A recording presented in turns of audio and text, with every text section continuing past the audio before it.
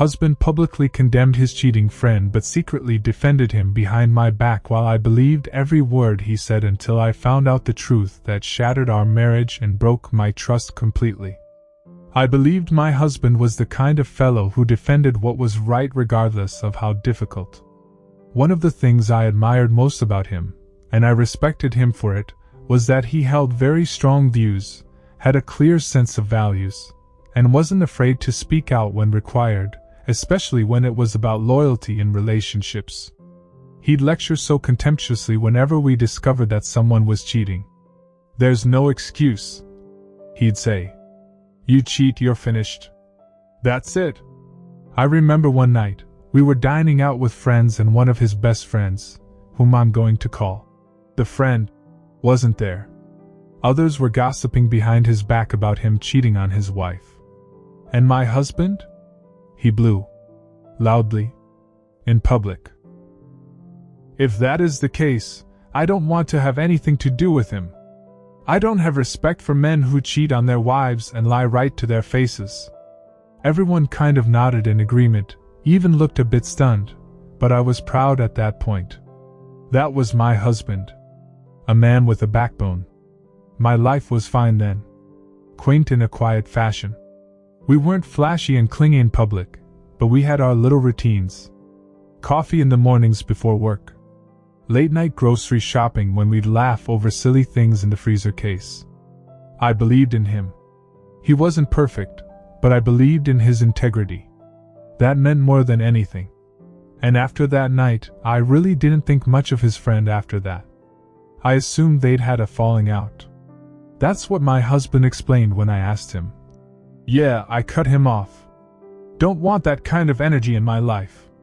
He seemed credible. He even rolled his eyes like the idea of still speaking to the man was ridiculous. And I accepted it. I had no reason not to. But then something started to nag at me. Not right away. It was a small thing initially. His phone now had a password. He never went out of his way with stuff like that. I asked him about it, and he just said, "Work business. Confidential messages." I brushed it off. Then, one night, we were sitting on the couch watching a movie and his phone buzzed. He didn't mind it, but I saw the flicker of the name for an instant. Just initials. But the same as the friend's. And when I turned to glance at him, he was off. Not panicking. But just halted for an instant. That sort of halt that only happens when you weren't expecting it and don't yet know how to play it cool. I didn't say anything then. But that stuck with me. It caused a crack in something I thought was impenetrable. A few days later, when he was showering, I took his phone. I wasn't guilty about it. I'm still not. But something was burning deep inside my chest, and I couldn't be silent anymore. The password wasn't hard to guess. Our anniversary. There were messages within. Not a lot. But enough. Enough to tear something deep within me which has not yet healed. They were talking regularly. Polite. Casual. Too casual for someone who had cut ties. There were even texts from a few days ago, things like, "Hang in there, man. You did what you had to do." And, "People don't know the whole story, but I've got your back." My heart tightened as I scrolled. I felt as if I was floating above myself. As if I wasn't in my body anymore.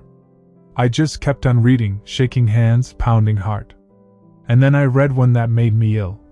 "You know I'll stand up for you, even though my wife thinks you're scum. You're still my brother." I just sat there. Placid. Frozen. My ears were ringing and all I could think was the sound of the shower running, a countdown. I couldn't believe it. Not just the lie. But the hypocrisy. The way he posed in front of all our friends, played the entire martyr about morals and boundaries and commitment, and then went straight behind my back and played both sides. Pretending to be standing on principle while secretly giving cover to someone who had broken his own commitments. And worse, lying to me, repeatedly. With ease. I waited until both of us were in bed that night. I didn't try to be all dramatic. I just gazed at him and said, "You're still talking to him, aren't you?" He blinked, considering which version of the truth to tell. Then he exhaled. "Look, it's complicated," he started. That was all I needed to hear to be sure it was true. "Complicated how?" I asked. My voice was thready, weak, but my heart raced with anger. He rubbed his face like he was the one in a squeeze. "I don't condone what he did. I've known him since we were kids. He's going through a lot. I couldn't just leave him out to dry." "You already did leave him. Publicly. You made a spectacle of it. You allowed me to believe you believed in something. You lied to me and looked me in the eye." He didn't argue or defend. He just looked away. And in that silence, something hurt more than any explanation would have. And then I started questioning everything in a whole new light. It was like I had new eyes. Every past argument, every conversation, every moment I thought he was being righteous or noble, I questioned it. Was it really happening? Or was he just doing what he thought people wanted to see? The trust was broken. Not because of the friend, but because of who my husband had actually become behind the pretense. Someone who could lie so nonchalantly. Who could hold my hand and keep secrets behind his back. Who could stand in front of other people and proclaim something, and in secrecy, do the same thing. We did not implode. There was no screaming, no hurling objects. That would have been simpler. What occurred was more measured, more quiet. We floated. I began to pull away. I was less open. I stopped asking him about his day.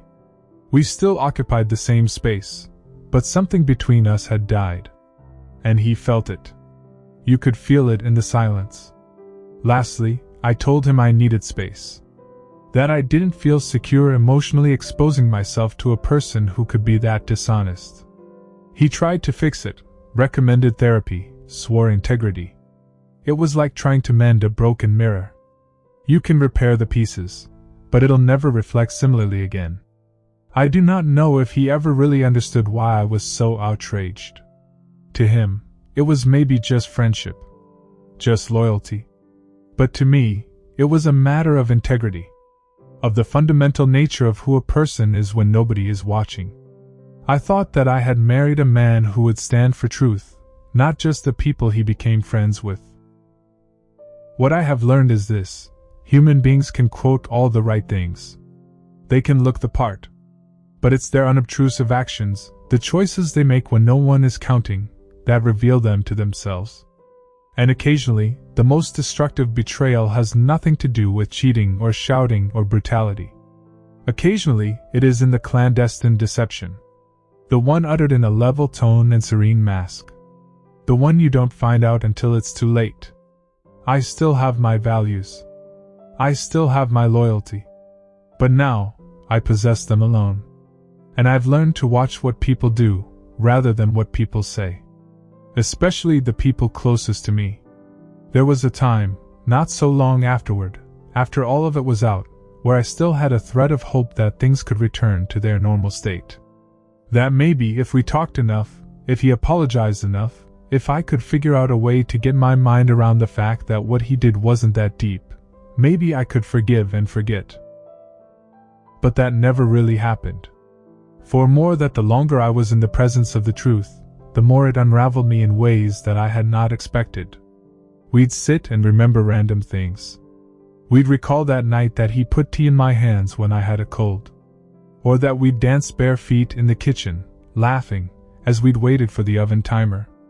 Little things that once had felt warm now felt tainted. Because then I started wondering what else he was holding back from me at that time. What other realities were sugar-coated, covered up, sheared to protect someone else, or himself. It made me second-guess my own instincts, my own intuition. And it was the worst thing.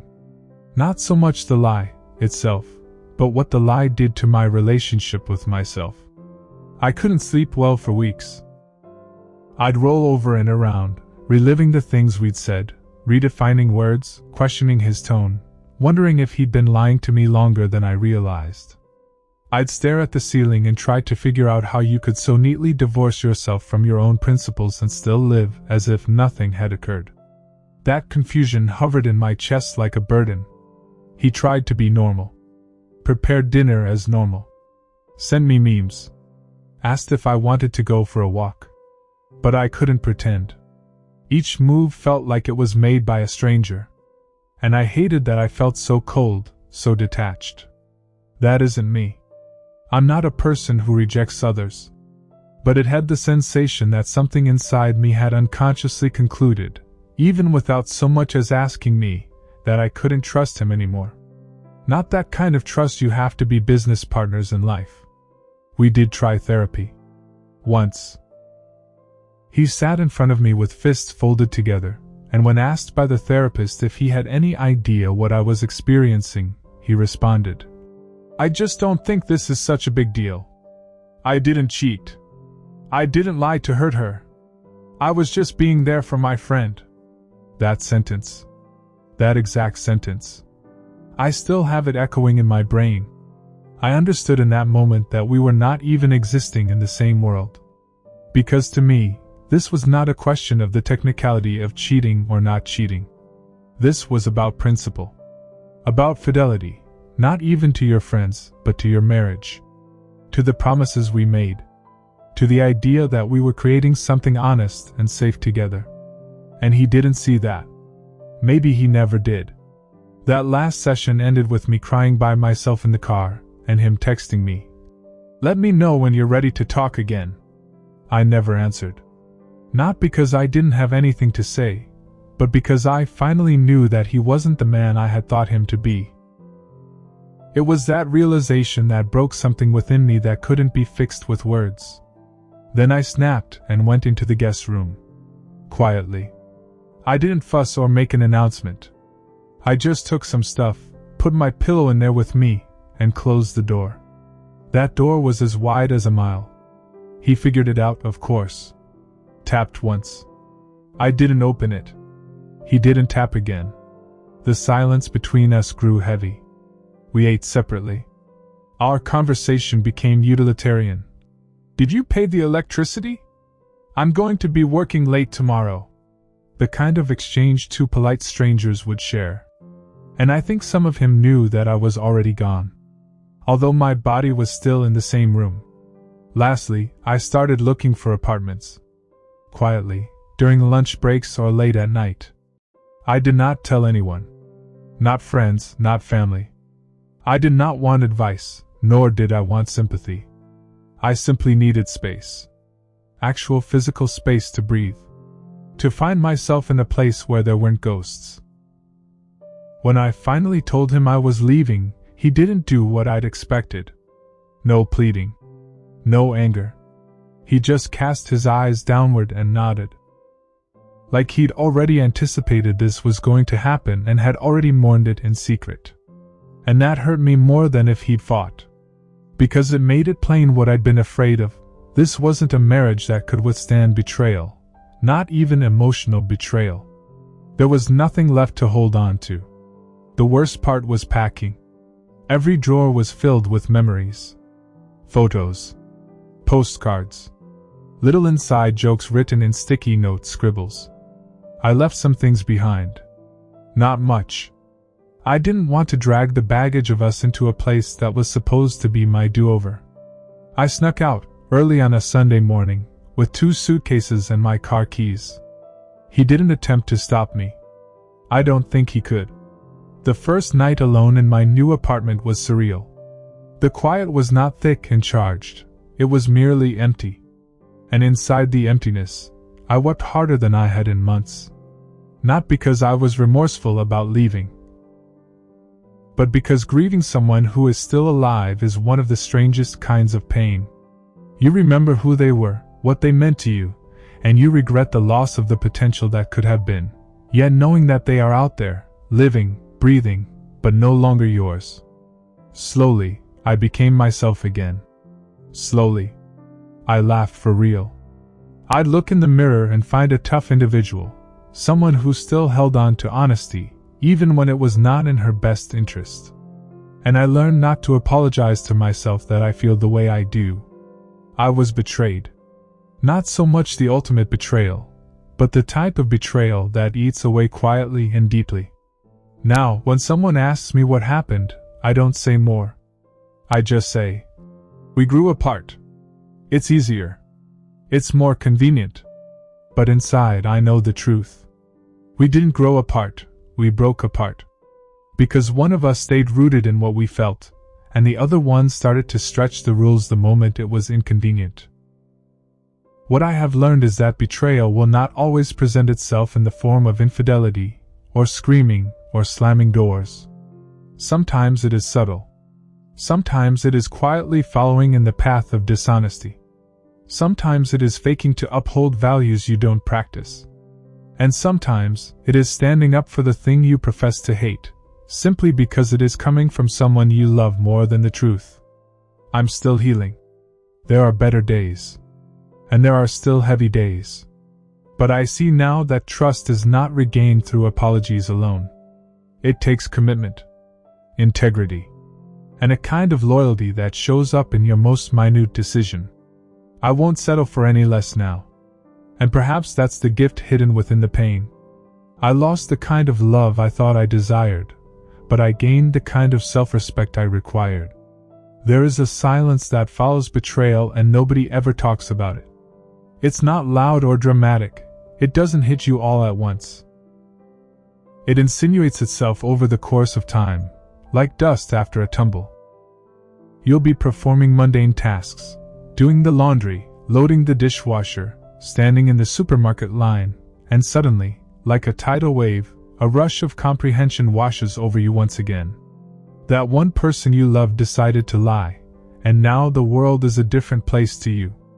Not shattered, just warped out. I went months after I left finding myself thinking about calling him.